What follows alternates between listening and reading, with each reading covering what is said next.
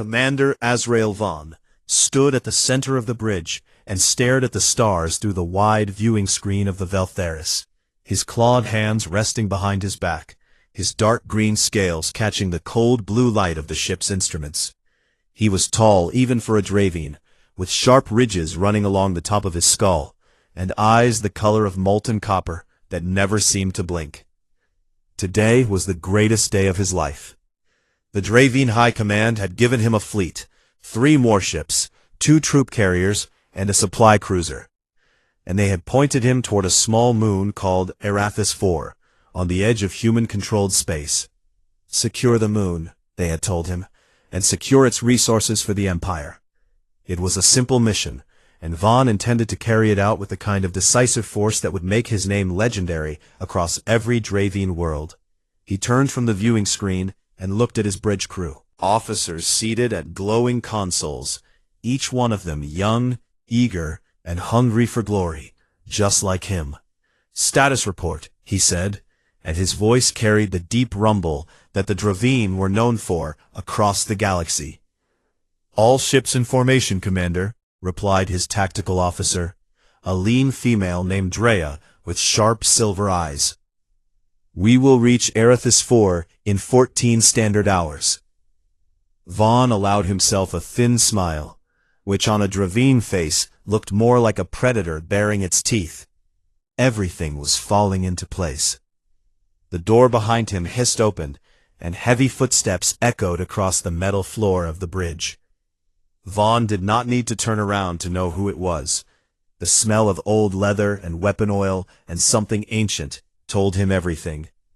Fleet Marshal Kethsar walked slowly to the front of the bridge and stood beside Vaughn, his massive frame slightly hunched with age, his once dark scales now faded to a dull shade of gray. Gray-green.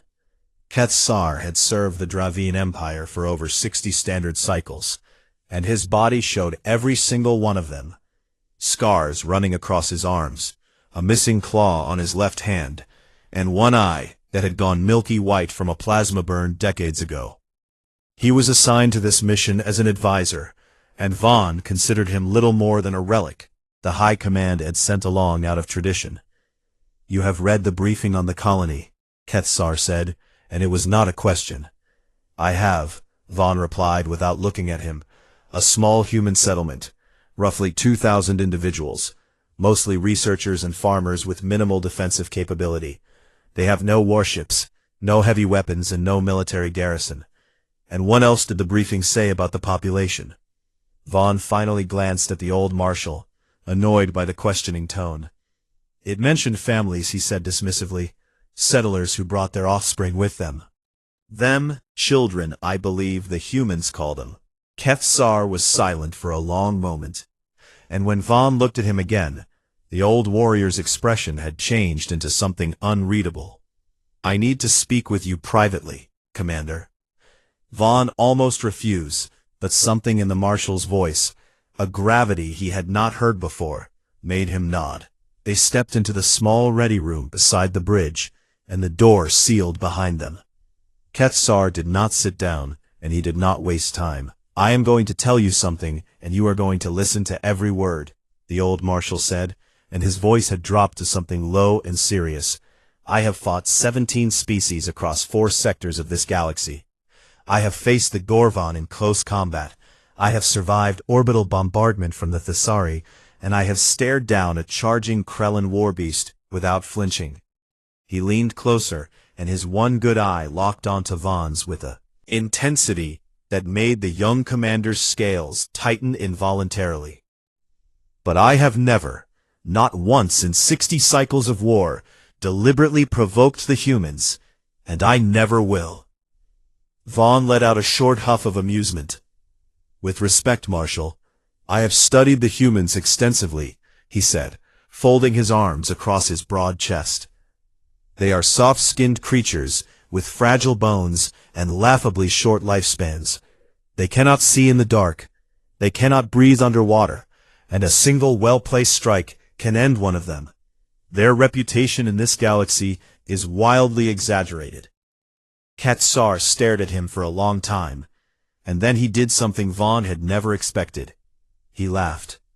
It was not a happy laugh. It was the kind of laugh that a person makes when they hear something so foolish that words are no longer enough. You studied them, Kethsar repeated, shaking his head slowly. You read reports and data files, and you think you understand what humans are. I understand enough. You understand nothing, the marshal said flatly, and the laughter was gone now, replaced by something cold. Let me tell you what your files did not include. 80 cycles ago, a species called the Thesari decided to raid a human colony ship.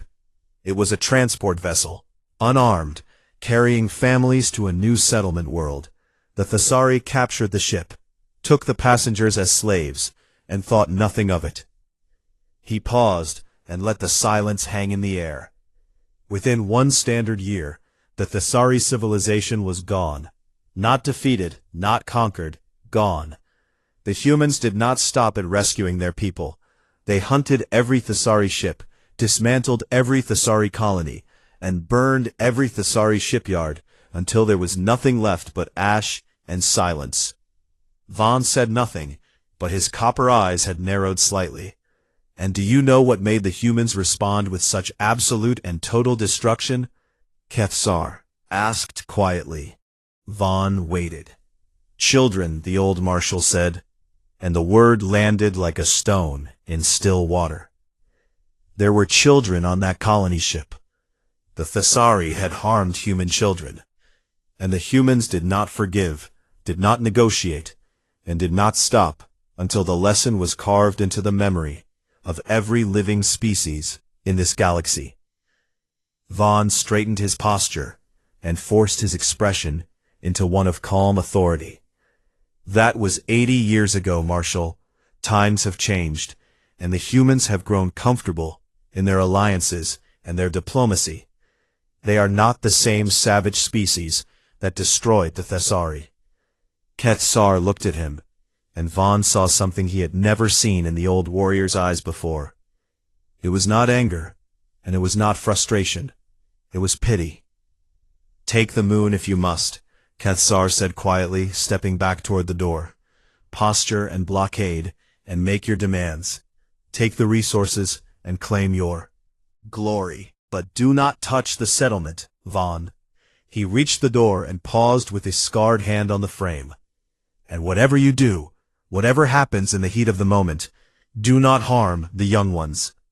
The door opened and Kethsar walked out, his heavy footsteps fading down the corridor.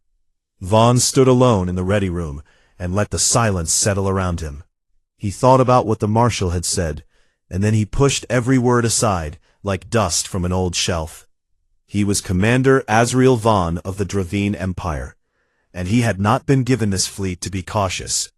He walked back onto the bridge, and every officer turned to face him. Set course for Arathis IV, he commanded, his voice ringing with absolute confidence. Maximum speed. We will arrive ahead of schedule, and we will take that moon before the humans even know we are there. Drea's claws danced across her console. Course set, Commander. Place at the center of the bridge and stared at the stars again. Somewhere ahead of him, on a small and unremarkable moon, 2,000 humans lived their quiet little lives, completely unaware of what was coming. He felt no guilt and no hesitation, only ambition, and the cold, hungry certainty that glory was waiting for him at Arathis IV. Behind him, in the corridor, old Marshal Kethsar sat alone in his quarters, staring at the wall with his one good eye. He had done what he could. He had given his warning, and he knew, with the terrible clarity of a soldier who had seen too many wars, that the warning had not been enough. The colony on Arathis IV was a quiet place. It sat in a wide green valley surrounded by low hills on 3 sides, and a slow-moving river on the 4th. And from above, it looked like a handful of white and silver buildings scattered across a patchwork of farmland and forest. There were homes and workshops, and a medical center with a bright blue roof, and at the heart of the colony stood a long single-story building with wide windows and colorful murals painted on its walls. That was the school, and on any given morning, it held roughly 200 children between the ages of 4 and 14. On this particular morning, the sky above Arathis 4 was clear and pale blue, and the children were doing what children everywhere in the galaxy did. They were laughing and arguing and running and learning and being wonderfully, beautifully loud. A 9-year-old girl named Ellie Vasquez sat in the front row of her classroom, her dark hair pulled back in a messy ponytail. Her brown eyes focused on the teacher's screen, where a map of the local star systems glowed in soft colors. Ellie was small for her age, but she had a voice that could fill a room, and a stubborn streak that her mother often said could move mountains. Her mother was not on Arathis 4. Sergeant Major Elena Vasquez was stationed 3 systems away on a military carrier. And Ellie lived with her father, a botanist named Marco, who studied the native plant life of the moon. Ellie missed her mother every single day, but she never said so out loud, because she believed that being brave meant keeping the hard things inside. She had no idea that in less than 1 hour, she would learn what being brave truly meant. The first sign of trouble came not from the sky, but from the ground. A deep vibration that rattled the windows of the school and made the water in the drinking fountains ripple. The teacher, a tall woman named Mrs. Adaizi, stopped mid-sentence and looked toward the ceiling. Then the sirens began. They were loud and sharp, and they cut through every wall and every conversation in the colony like a knife. And every adult who heard them felt their stomach drop, because those sirens meant one thing: unidentified ships in orbit. In the school, Mrs. Adaizi moved fast. She had trained for this, and she gathered the children in her classroom with calm hands and a steady voice, telling them to stay together and stay low.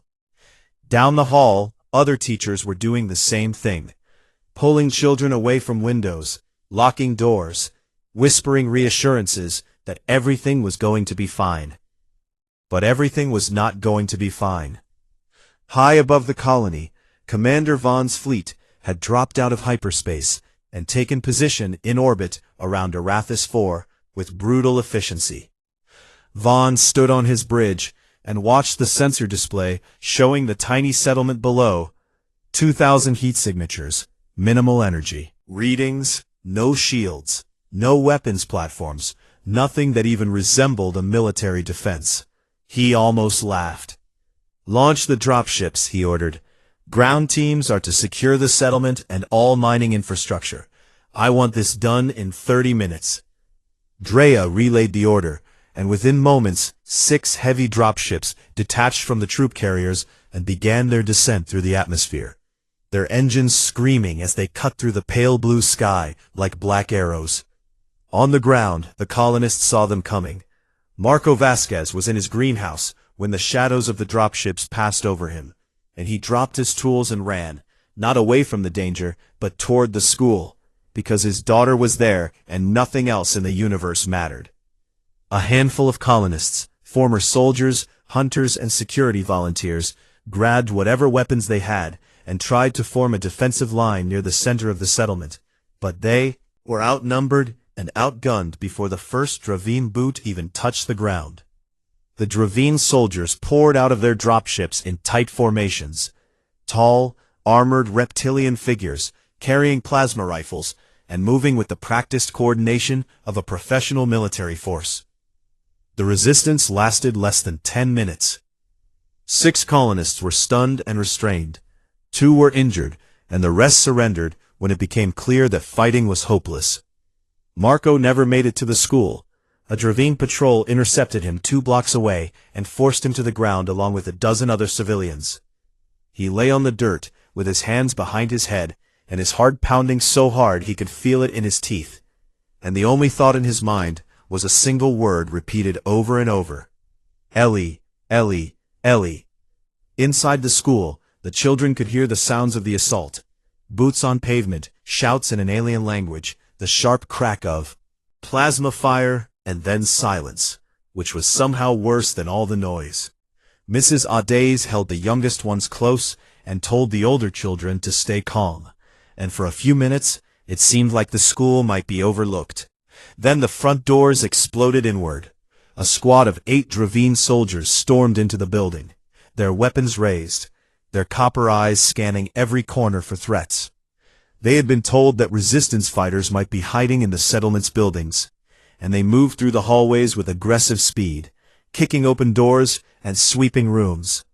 When they reached the main classroom where Mrs. Audays had gathered the children, they burst through the door and found themselves staring at 200 small, terrified faces.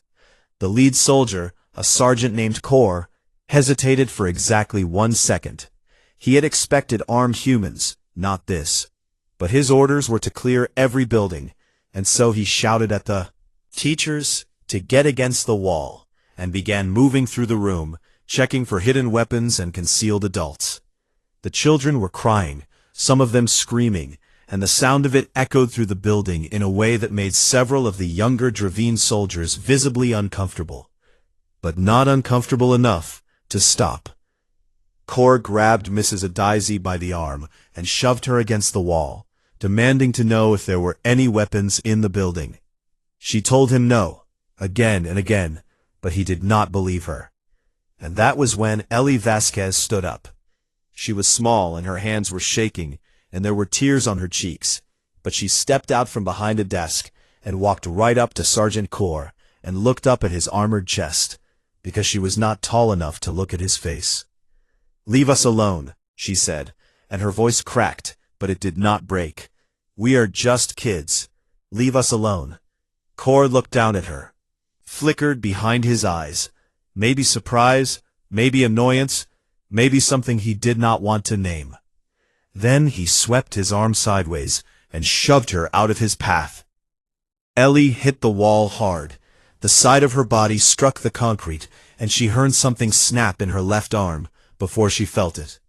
And then the pain came like a wave of fire, and she screamed. The room erupted. Children surged backward in terror. Teachers shouted and rushed forward. And in the chaos, 3 more children were knocked down and hurt. A boy named Sam caught an armored elbow to the side of his head and crumpled to the floor like a puppet with its strings cut, and he did not get up. Kor and his squad finished their sweep and left the building, reporting to their superiors that the school was clear and no resistance had been found. They did not report the injuries. They did not think the injuries mattered. In the medical center an hour later, the colony's doctor worked frantically on the wounded. Ellie's arm was broken in 2 places, and she sat on a table biting her lips so hard it bled, while they set the bone without proper anesthesia, because the Dravine had confiscated most of the medical supplies. Sam was worse. The blow to his head had caused severe swelling, and he had not woken up, and the doctor could do nothing but stabilize him and pray. In orbit, Commander Vaughn received the reports from the ground, and nodded with satisfaction. The colony was secured, the mining infrastructure was intact, and the operation had taken less than an hour. He broadcast his victory to the Dravine High Command, and allowed himself to feel the warm glow of triumph. He did not ask about casualties among the colonists. He did not ask about the school. He did not know, and would not have cared, that in the basement of the medical center, where the emergency communication equipment was kept, a single automated transmitter had activated the moment the first child was injured. It sent a short burst transmission on a frequency that most species in the galaxy had never encountered, a tight, encrypted signal that carried no words, no coordinates, and no details. It carried only a code. Code Sunflower. The signal traveled at faster than light speed through a chain of relay stations that humanity had placed across the galaxy for exactly this purpose. And within minutes it reached every human military installation, every embassy, and every government office in known space. And then something remarkable happened. The signal was not classified. It was broadcast openly on all galactic Concord frequencies because the humans wanted everyone to hear it. Across the galaxy, in ports and stations, and trading posts and embassy halls, beings of 100 different species heard the code and understood exactly what it meant. On the Gorvan trading station, called Haven's Rest, a bartender, a massive four-armed creature with skin like dark stone, heard the alert come through his receiver and slowly set down the glass he was polishing. He looked at his patrons, a mixed crowd of aliens drinking and laughing and haggling, and he reached beneath his bar and pressed a button that activated the heavy blast shutters on every window and door. The laughter died. "What is happening?" asked a Valori merchant, her feathered crest rising with alarm. The bartender locked the last shutter and turned to face the room. "Code Sunflower," he said simply. Every single face in the bar went pale, whatever color pale meant for their species, and the room fell into a silence so deep that the hum of the station's life support systems sounded like thunder. "I suggest," the bartender said quietly, "that all of you find somewhere very safe to hide." No one argued. No one asked questions. The Great Hall of the Galactic Concord was the largest enclosed space ever built by any species in known history. A vast dome of crystal and living metal that floated in orbit above the neutral world of Tessara Prime, filled with tiered seating for over 3,000 diplomats and ambassadors from every corner of the galaxy. On any normal day it hummed with the noise of 100 languages being spoken at once, deals being made, alliances being formed, arguments being settled with words instead of weapons. Today it was silent. The Concord president, a tall and impossibly thin Iliari named Councillor Venn, stood at the central podium with his 4 long fingers pressed against his temples and his silver eyes closed. He had just read the Code Sunflower transmission. He had read it 3 times to make sure he was not mistaken.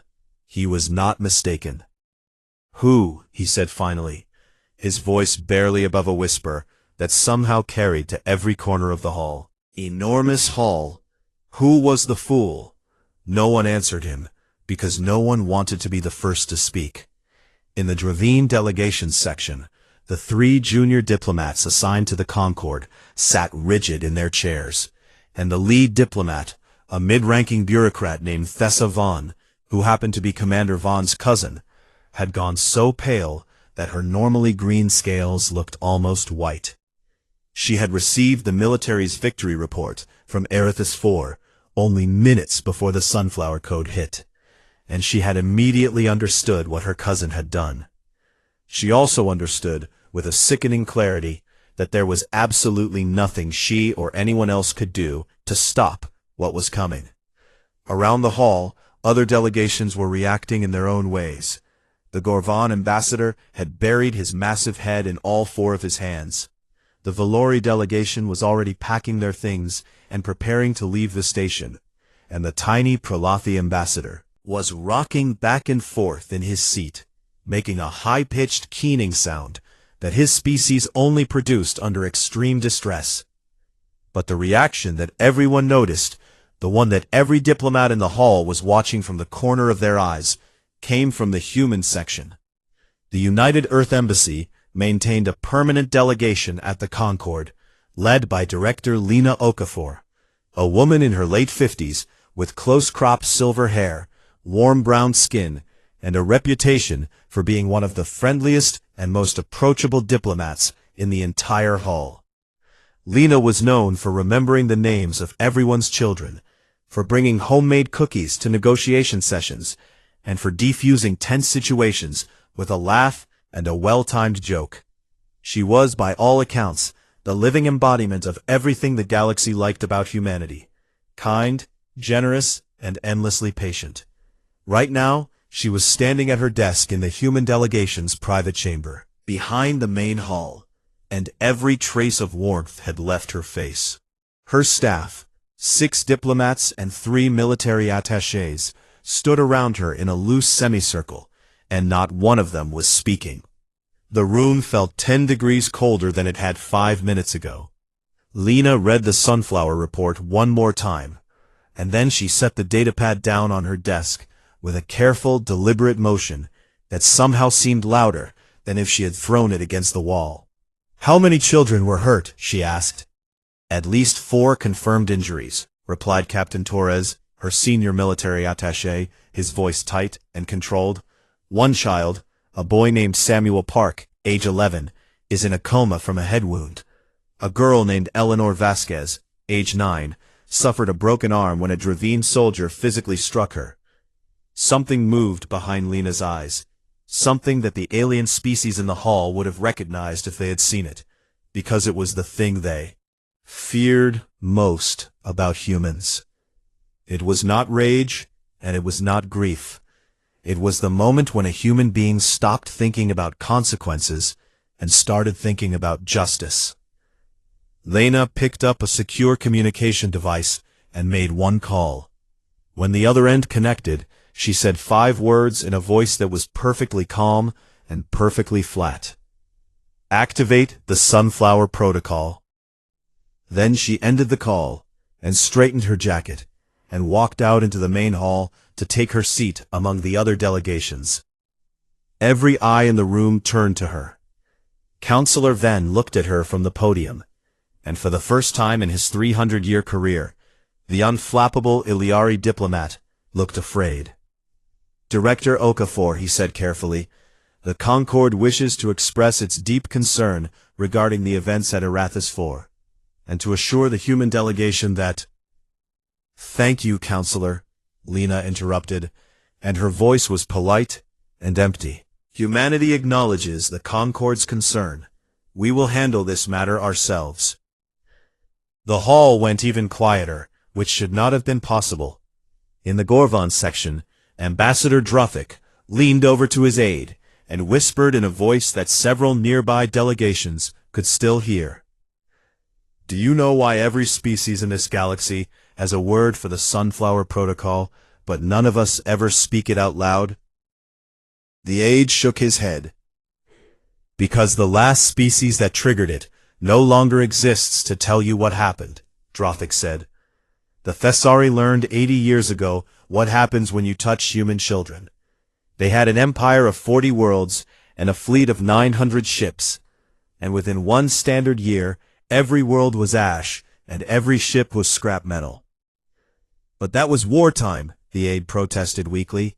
"Surely the humans would not—" "You do not understand," Drothic cut him off, and his deep voice held a tremor that his aide had never heard before. "Never heard before. This is not about war. War has rules and objectives and endpoints. What the humans do when you harm their young has no rules, no objectives, and no endpoint except one. They stop when there is nothing left to stop for." Across the hall, the Valori ambassador, a graceful avian being with iridescent feathers, was speaking quietly to the Pralathi delegation. "I studied humans at the Academy on Valoria Prime," she said, her crest flat against her skull in a display of anxiety. "My professor, one of the most respected xenobiologists in the Concord, devoted an entire semester to a single question. Why are humans the apex predator of this galaxy when they are physically inferior to at least 60% of known species?" "And what was the answer?" the Pralathi ambassador asked, his small dark eyes wide. "Pack bonding," the Valori said. "Humans form emotional bonds with everything, their mates, their friends, their pets, their communities, even their machines and tools.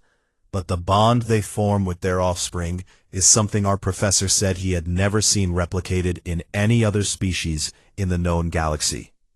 She paused and folded her long, feathered arms across her chest. "He said that threatening a human child does not simply trigger a protective response. It fundamentally changes the neurochemistry of every human who becomes aware of the threat. They become faster, stronger, more focused, and almost completely immune to fear and pain.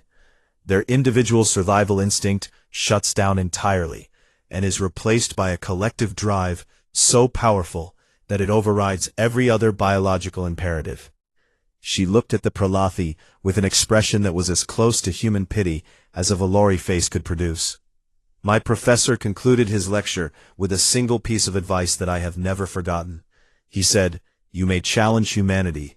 You may compete with them. You may even go to war with them, if you are foolish enough to try. But you must never, under any circumstances, threaten their children. Because if you do, you will discover that every story you have ever heard about humans is not propaganda."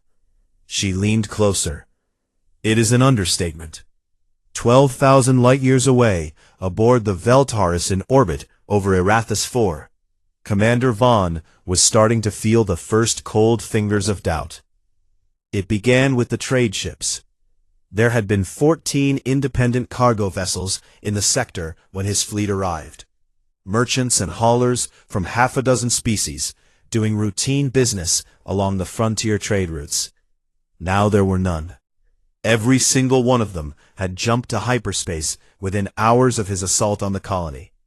And when his communications officer tried to contact the nearest trading station, there was no response. The station had gone dark. "This is unusual," Drea said from her tactical console, her silver eyes scanning the readings. "I am also detecting a significant increase in encrypted transmissions across all Concord frequencies. Something has happened, Commander."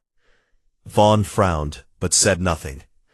Then his long-range sensors detected something that made his frown deepen into something much worse. A hyperspace signature, massive, far larger than anything a trade convoy or patrol fleet would produce, was building at the edge of the sector, and it was moving toward Arathis IV at extraordinary speed. "What is that?" Vaughn demanded. Drea worked her console, and when the analysis came back, her silver eyes went wide. "Commander," she said, and her voice had lost all its usual sharpness, "I am reading over 200 individual ship signatures. This is not a patrol fleet. This is a full expeditionary armada." The bridge went cold.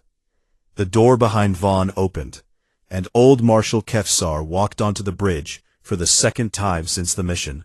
He moved slowly to the tactical display and looked at the readings without expression, the massive wall of signatures bearing down on their position like a wave that could not be stopped or turned aside. Then he looked at Vaughn. The young commander's scales, those proud dark green scales that had gleamed under the bridge lights just hours ago, had begun to change color, the green fading to something lighter and sicker as the blood drained from beneath them. Kefsar's voice was barely a whisper, but on the silent bridge, every officer heard it clearly. "Commander, did your soldiers harm human children?" Vaughn opened his mouth to answer. No sound came out. Kefsar nodded slowly, as if the silence had told him everything he needed to know. He looked at the sensor display one more time. 200 warships, still accelerating, still coming. And then he turned away and walked toward the door. "Managed to ask," his voice cracking like a boy's. The old marshal paused at the threshold. "To write a letter to my family," he said quietly. "I suggest you do the same." The door closed behind him. On the bridge of the Veltharis, Commander Azrael Vaughn stood surrounded by his officers and stared at the approaching storm on his sensors, and for the first time in his life, he understood what fear truly was.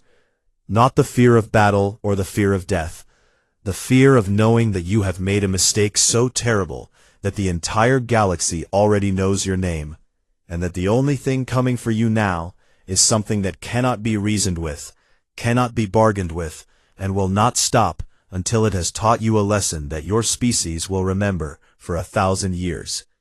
The signatures grew larger on the screen. They were coming, and there was nowhere in the universe to hide. They came out of hyperspace like a wall. 217 warships, dreadnoughts the size of small cities, carriers bristling with fighter craft, sleek destroyers that seemed to appear and disappear on the sensors like ghosts, and troop transports packed with Marines, all of them moving in perfect, silent coordination, spreading across the space around Arathis IV like a net being drawn closed. There were no warning shots. There were no hails. There was no demand to surrender. They simply arrived, and the sheer mass of their presence made the 6 ships of Vaughn's fleet look like insects floating in front of a tidal wave. On the bridge of the Veltharis, every alarm was screaming at once. Drea's hands were shaking as she tried to process the tactical data flooding her console, and her voice had lost its composure entirely. 217 confirmed warships, Commander. 44 Dreadnought class, 62 heavy cruisers, 80 destroyers, and the rest are carriers and support ships. They are surrounding us on all vectors. There is no exit trajectory. Vaughn stood at the center of his bridge, and he looked like a different creature from the proud commander who had ordered the assault just hours ago. His scales had gone from dark green to a sickly pale color that his officers had never seen on a living Dravine, and his copper eyes were wide and fixed on the viewing screen, where the human fleet filled the stars like a second sky. "Open a channel," he said, and his voice came out thin and unsteady. "All frequencies, broadcast to the human fleet." The communications officer obeyed with trembling claws. "Human fleet, this is Commander Azrael Vaughn of the Dravine Empire," he began, forcing his voice into something resembling authority. "I am prepared to discuss terms for the withdrawal of my forces from Arathis IV. We are willing to release all civilian prisoners and vacate the system immediately in exchange for safe passage." He waited. The silence that came back was worse than any weapon. 10 seconds passed, then 20, then a full minute, and the human fleet did not respond. It did not even acknowledge that his transmission had been received. It just kept moving, tightening its formation around his fleet like fingers closing into a fist. "Repeat the message," Vaughn ordered. The communications officer sent it again, and again, and again. Nothing. "They are ignoring us," Drea whispered, and the horror in her voice was naked and raw. Vaughn felt his throat tighten. "I am offering unconditional surrender," he said, gripping the railing in front of him so hard that his claws left grooves in the metal. "Send it on every channel. Tell them I will surrender my entire fleet, my personal command, everything. Tell them I will submit to whatever terms they demand." The message went out. 30 agonizing seconds. There was nothing but the soft hum of the ship's systems and the distant wail of alarms. Then a single transmission came back. It was not from an admiral or a general or a diplomat. The voice that filled the bridge of the Veltharis was that of a woman, and it was calm and steady and cold in a way that made every Dravine on the bridge instinctively flatten their scales against their bodies in the ancient reptilian gesture of submission. "This is Sergeant Major Elena Vasquez, United Earth Marine Corps, currently attached to the 1st Expeditionary Assault Force." She paused, and in that pause, Vaughn heard something that turned his blood to ice. Not anger, not hatred, but the absolute and total absence of mercy. "You touched my daughter." Another pause. "You don't get to surrender." The transmission ended. On the bridge, no one moved and no one spoke. Then the human fleet opened fire. The word battle implies two sides with some measure of equal standing, and what happened in orbit above Arathis IV was nothing of the sort. The first wave was electronic, a massive pulse of electromagnetic warfare that swept across Vaughn's fleet like an invisible storm, and in an instant, half of his ships went dark as their targeting systems, navigation computers, and shield generators simply stopped working. The Dravine ships that still had power tried to return fire, but their weapons locked onto targets that were not there. The human electronic countermeasures had filled their sensors with thousands of phantom signatures, and every shot they fired vanished harmlessly into empty space. Then the precision strikes began.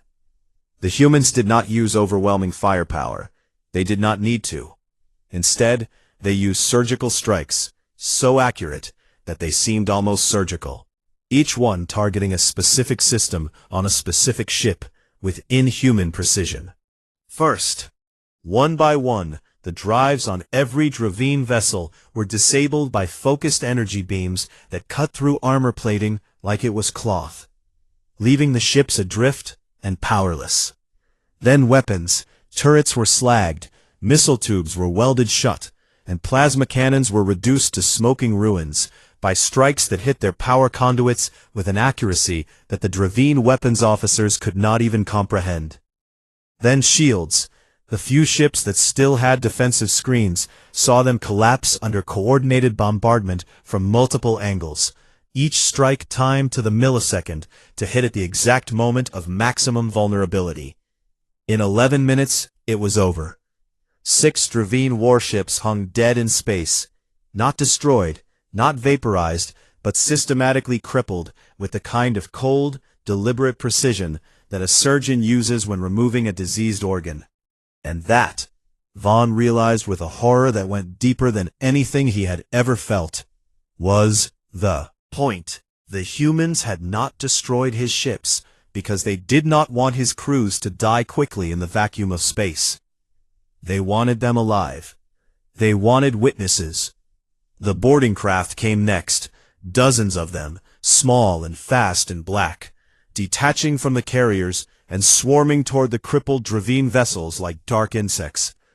On the Veltharis, Vaughn heard the sound of cutting tools biting through the hull before he saw the first Marine. They came through the breached airlock in teams of 4, armored figures in dark gray combat suits with faceless helmets and weapons that moved with them like extensions of their own bodies. And they were quiet. That was what broke something inside the Dravine soldiers who tried to resist. The humans did not shout or scream or roar the way the Dravine did in combat. They moved through the ship in absolute silence, communicating through hand signals and helmet displays, clearing every corridor, every room, with a calm efficiency that made the entire operation feel less like warfare and more like a machine performing its function. A squad of Dravine soldiers tried to hold a barricade in the main corridor, and the Marines dismantled them in seconds. Stun rounds and concussion grenades and precise hand-to-hand strikes that put every Dravine on the floor without killing a single one. Again, alive, not dead. Witnesses, not casualties. The bridge was the last to fall. Vaughn stood at the center of the room with his sidearm drawn and his officers behind him. And when the bridge doors blew inward, he raised his weapon and aimed at the first figure through the smoke.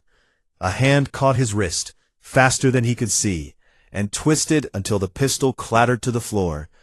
And then he was on his knees, with his arms locked behind his back, and a human Marine standing over him like a statue carved from stone. Seconds. The Marines secured the bridge in another 20, and then they stepped aside and a new figure walked through the shattered doors. Admiral James Cole was a man in his early 60s, with gray hair cut short and a face that looked like it had been carved from weathered oak. Hard lines, deep-set eyes the color of a winter sky, and a jaw that seemed incapable of anything but firm resolution. He wore a standard naval uniform with no decorations visible except a single small pin on his collar, a golden sunflower. He walked to where Vaughn knelt on the deck and stopped directly in front of him, and he looked down at the Dravine commander with an expression that was somehow worse than hatred. It was the expression of a man looking at a problem that needed to be solved. Cole reached into his jacket and pulled out a datapad, and he held it in front of Vaughn's face. On the screen were images, a small girl with dark hair and a broken arm wrapped in emergency bandages. Her face streaked with tears, but her jaw set in defiance. A boy lying unconscious on a medical table with monitors beeping around his still body. Other children with bruises and cuts and the hollow look of fear in their eyes. "Look at them," Cole said, and his voice did not rise above a conversational tone. "Look at what your soldiers did to these children." Vaughn looked, because he had no choice, and something inside him cracked. "I want you to remember their faces," Cole continued, his winter sky eyes locked onto Vaughn's copper ones. because your empire is about to learn what happens when you forget the one rule that every species in this galaxy knows.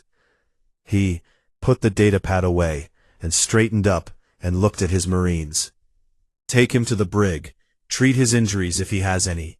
He does not get to die today.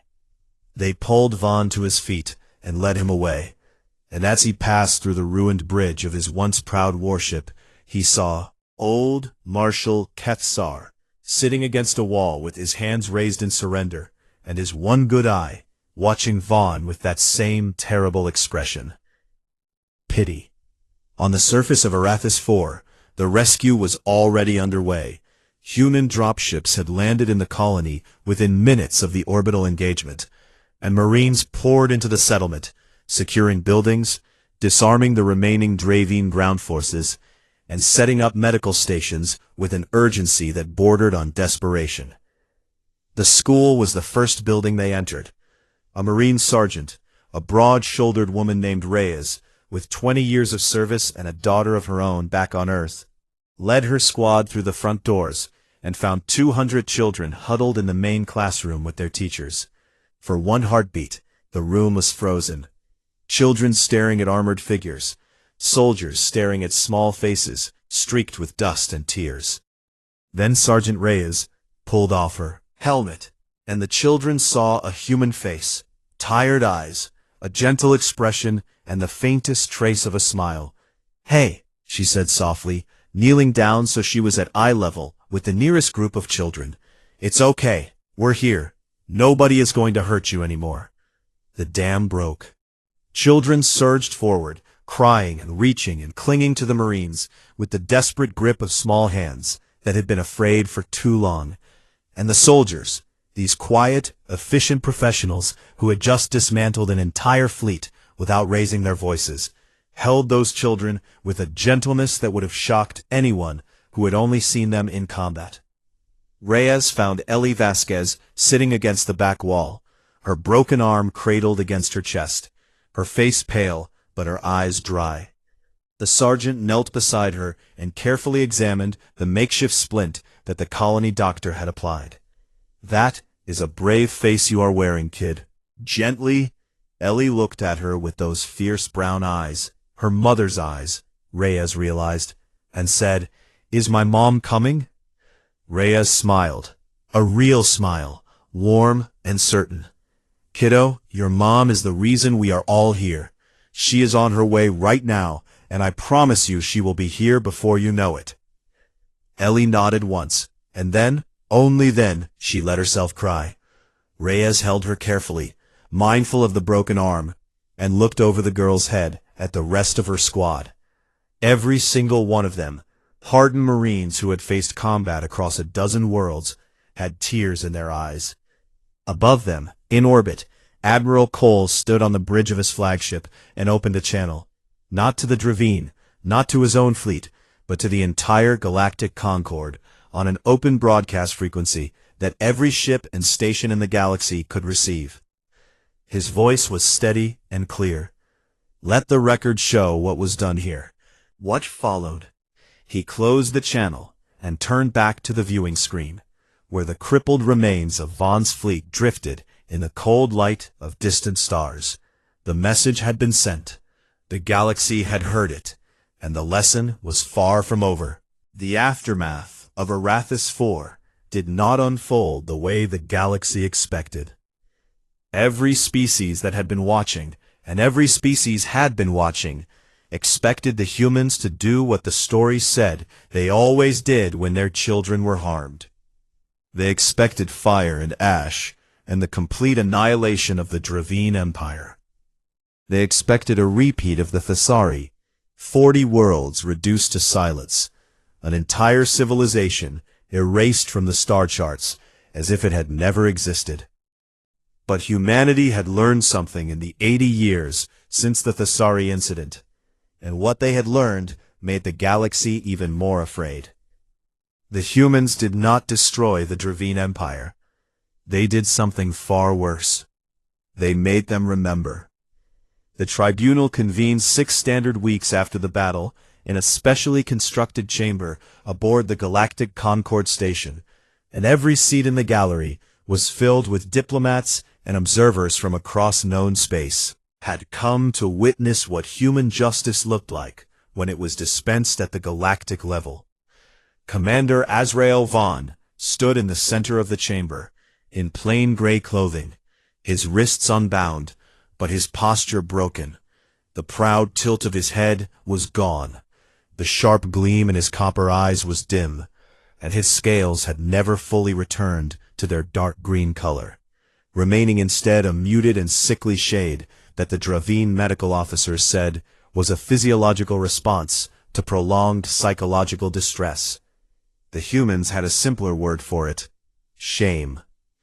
Admiral Cole presented the case with the same calm precision with which he had dismantled Vaughn's fleet, laying out every detail of the assault on the colony, every injury sustained by every child, every order given and every warning ignored.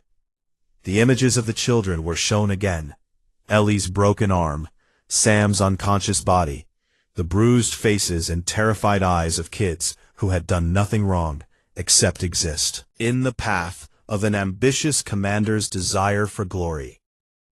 When the evidence was complete, Director Lena Okafor stood and addressed the chamber. She had regained some of the warmth that her colleagues knew her for, but beneath it there was still iron. The United Earth government does not seek the destruction of the Dravine Empire, she said, and the murmur that rippled through the gallery was one of pure disbelief. We do not seek genocide or the dismantlement of their civilization. We have been that species before, and we did not like what we saw in the mirror. She paused and let the words settle. What we seek is something that the Dravine will find far more difficult than death. We seek understanding. The terms were laid out clearly and without negotiation. First, reparations, but not in credits or resources or territory. The Dravine military would provide ships and soldiers to protect human colony worlds along the frontier for the next 50 standard years. And these soldiers would serve not as occupiers, but as guardians, sworn to defend the very species they had attacked. The Dravine High Command received this term in silence, and several of their senior officers looked as though they had swallowed something venomous. For a warrior culture built on conquest and dominance, being forced to serve as protectors of another species was a humiliation that cut deeper than any blade. Second, every Dravine military officer above the rank of captain would be required to attend a mandatory education course designed and taught by human historians, psychologists, and military ethicists. The course had a simple title: Why You Do Not Harm Human Children. It would cover the history of every incident in which an alien species had threatened human young: the Thesari, the Pralathi border crisis, the Kestrin kidnapping, and it would examine in unflinching detail what humanity had done in response each time. And why. The goal was not to frighten, but to educate, to make the Dravine understand not just the consequences of harming human children, but the reason behind the response, the deep, primal, unbreakable bond between humans and their young, that was not a weakness to be exploited, but a force to be respected. Third, and this was the term that made every diplomat in the chamber draw a sharp breath, Commander Azrael Vaughn himself would not be imprisoned and would not be executed. He would be sentenced to 20 standard years of service at a children's medical facility on Earth. He would work alongside human doctors, nurses, and caregivers, helping to tend to sick and injured children every single day for 2 decades. The Dravine delegation erupted in protest. Several officers stood and shouted that this was barbaric, that it was a cruelty worse than any physical punishment, that forcing a Dravine warrior to spend his life caring for the young of another species was an abomination. Admiral Cole looked at them from across the chamber with those winter sky eyes and said one sentence: "That is exactly the point." The terms were accepted because the Dravine had no choice, and the galaxy watched and took note. Within days, the Galactic Concord ratified what became known as the Arathis Doctrine, a formal amendment to Concord law, stating that any species that deliberately harmed human children would automatically forfeit all treaties, trade agreements, and legal protections afforded by membership in the Concord. The vote was unanimous. Not because the alien species cared about human children specifically, many of them had their own complicated feelings about humanity, but because they had seen what happened, and every single one of them understood that the safest place in the galaxy was on humanity's good side, and the most dangerous place in the galaxy was between humans and their young. The Gorvan voted yes, and later told a reporter that his reasoning was simple. "I have 4 children of my own," he said, "and if someone hurt them, I would burn their house down. The humans burned down an empire. I respect that, and I have no desire to learn what they would do to mine." The months that followed were strange and difficult for everyone involved. On the Dravine homeworld, the first classes of officers began their mandatory education, and the human instructors who traveled there to teach them reported that the initial sessions were met with hostility, resentment, and cold silence. But something shifted around the 3rd week when the instructors showed a documentary about human families, not military history, not battles and consequences, but simple footage of human parents with their children, playing in parks, reading bedtime stories, holding small hands while crossing streets, sitting beside hospital beds through long nights, and 1,000 other tiny acts of love that humans performed every day without thinking. A Dravine colonel named Resk, who had sat through every session with his arms folded and his jaw locked, watched a clip of a human father singing to his newborn daughter, and broke down in tears. It was the first time his subordinates had ever seen him cry.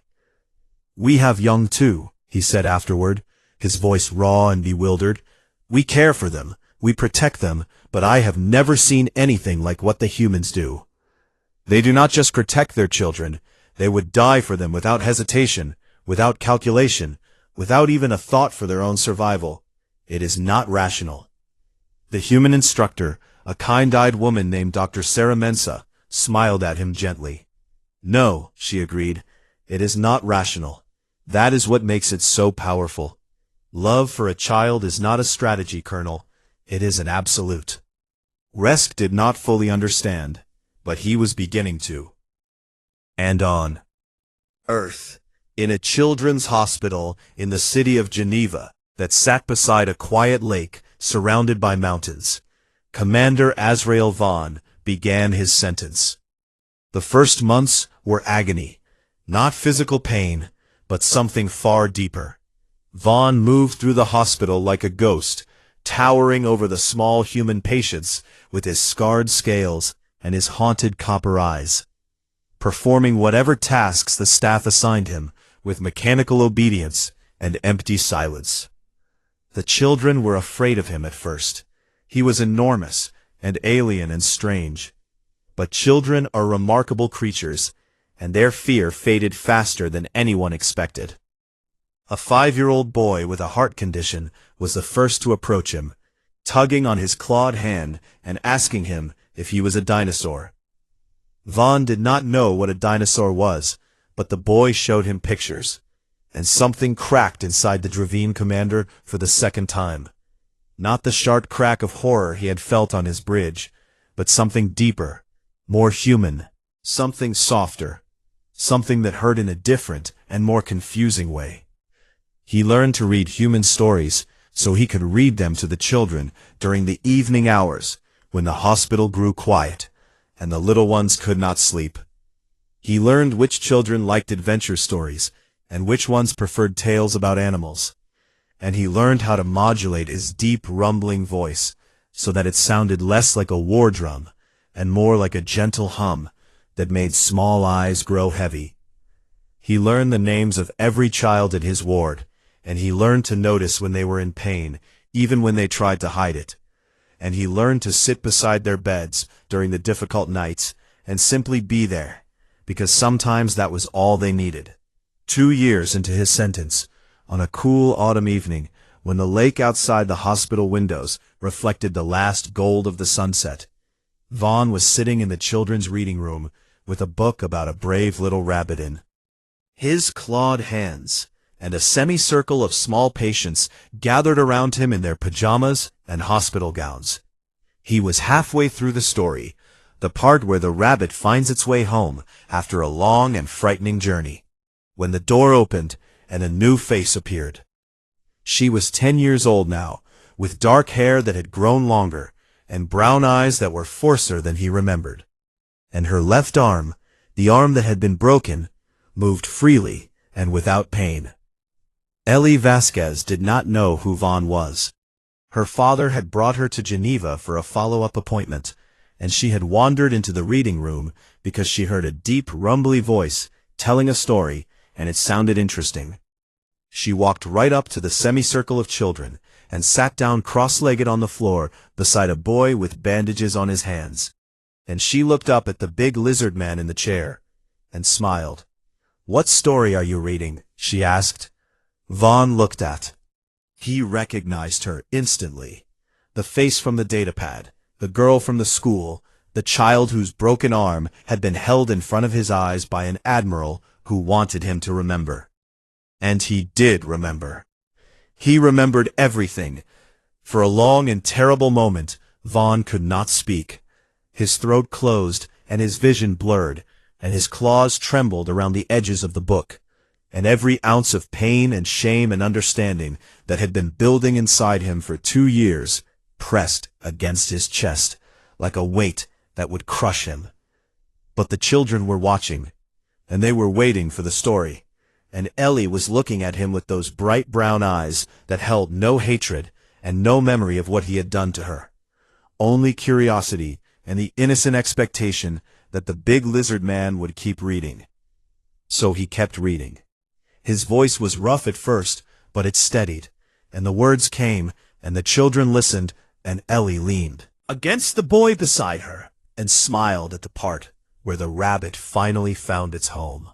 When the story was over, and the nurses came to take the children back to their rooms, Ellie waved at him from the doorway. "You tell good stories," she said. "Will you be here tomorrow?" Vaughn nodded, because he did not trust his voice. She grinned and disappeared down the hall, and Vaughn sat alone in the reading room, with the book still open in his hands, and felt something his species had no word for. The closest translation in any human language was shame, but it was not only shame, it was also gratitude and wonder and a desperate, fragile thing that he was only beginning to recognize. It was the understanding that he had been given something he did not deserve, not punishment, not vengeance, but the chance to learn what he had almost destroyed. He closed the book and pressed it against his chest and sat in the quiet room as the last light faded from the lake outside. Across the galaxy, in 1,000 ports on 1,000 worlds, the lesson of Arrakis 4 was told and retold, in bars and academies and council chambers, and whispered conversations between parents holding their children close, until it became legend, then law, then instinct. And the lesson was simple. You can challenge humanity. You can fight them, outmaneuver them, even defeat them. But if you touch their children, every last one of them will come for you. Not with anger, not with hatred, with something far worse, the cold, unshakable certainty that you must never be allowed to do it again.